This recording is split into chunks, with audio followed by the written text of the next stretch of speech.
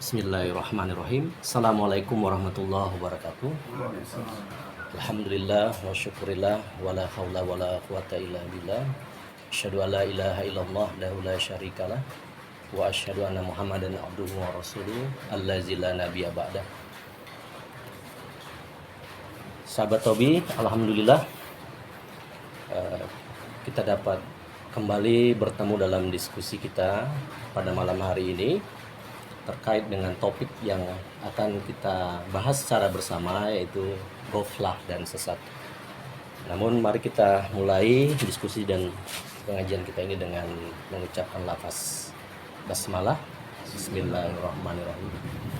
Baik, ghaflah dan sesat, saya akan mengawalinya. Tentu judul ini tetap terkait dengan surat Al-Fatihah sebagai acuan kita, khususnya surat Al-Fatihah ayat ke-7. Auzubillahi minasyaitonirrajim. Shiratal ladzina an'amta 'alaihim ghairil maghdubi 'alaihim waladdallin.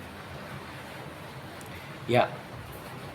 Ghaflah dan sesat, secara bahasa ghaflah itu artinya adalah lalai, sebagaimana kata ini berselarasan dengan kata al-ghafil, ya, artinya kaum atau orang-orang yang lalai, lupa atau ceroboh.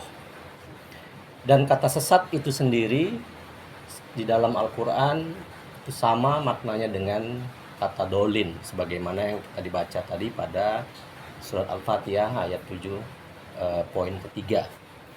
Nah, yang menjadi pertanyaan pertama agar diskusi kita tidak lari ke sana kemari, ya, apa sebenarnya lalai, ya, dan sesat itu? Mengapa lalai dan sesat itu, dan bagaimana, ya, lalai dan sesat itu dalam hal ini adalah solusinya, gitu ya. Nah, ghaflah atau lalai ini adalah merupakan sifat dasarnya manusia.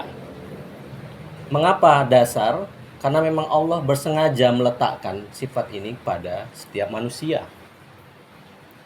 ya, sehingga tidak satupun manusia yang dapat menghindari dari sifat kelalaian ini. Mungkin ada 3 hal sederhana yang bisa kita jadikan bahan renungan. Yang pertama, misalnya, adakah kita masih mengingat bagaimana Allah dulu pernah berkomunikasi ketika berada di alam ruh?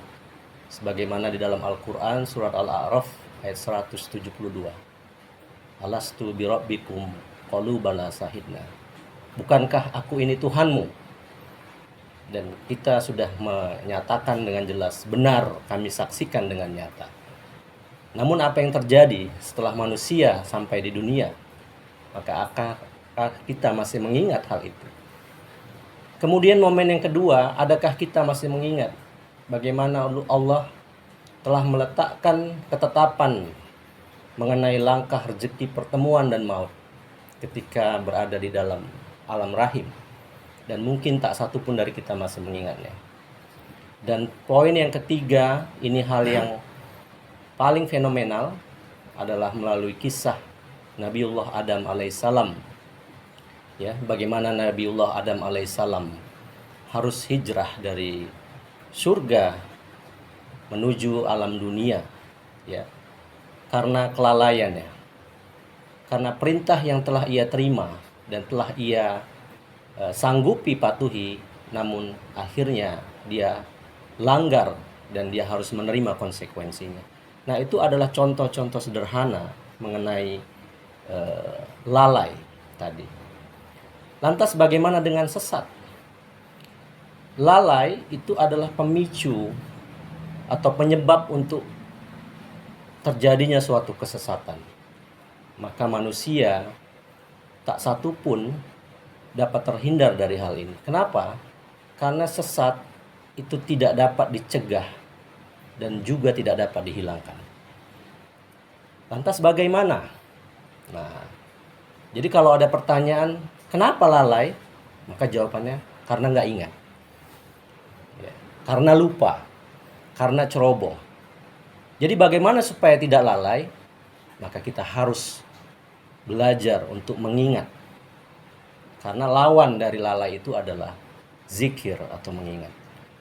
Lantas bagaimana dengan sesat? Ya. Sesat ini adalah suatu kondisi yang tidak seimbang. Sebagaimana mungkin nanti dalam kesempatan yang lain, kondisi sesat ini berkaitan dengan rukun Islam yang kelima, yaitu ibadah haji. Di mana kesesatan pada manusia itu terjadi ketika kondisi keseimbangan itu tidak terwujud. Di mana manusia hanya mengandalkan kemampuan atau potensi secara fisiknya, hanya mengenali bagian luar dalam dirinya tanpa memahami hakikat atau hikmah ya dalam hidupnya. Di mana manusia itu sendiri adalah terdiri dari dua sisi, jasmani dan rohani. Jadi bagaimana kita bisa bayangkan suatu ibadah yang sangat dipersiapkan dengan cukup lama, dengan persiapan yang sangat luar biasa, tapi kita kehilangan suatu hal yang justru itu menjadi hal yang penting dalam ibadah itu sendiri, yaitu bagaimana memahami hakikat atau hikmah dari setiap rangkaian perjalanan atau ibadah dari haji itu sendiri.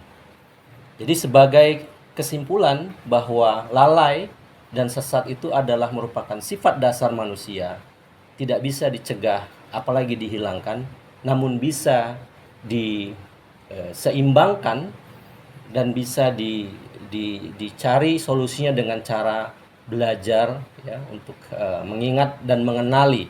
Karena Allah menjadikan semua ini adalah tidak lain adalah untuk manusia itu belajar, berpikir, ya, mengenali, memahami dirinya baik secara lahir maupun batin. Demikian, alhamdulillahirabbil alamin, wallahu a'lam bishawab. Innalillahi wa inna ilaihi rajiun. Assalamualaikum warahmatullahi wabarakatuh. Waalaikumsalam warahmatullahi wabarakatuh.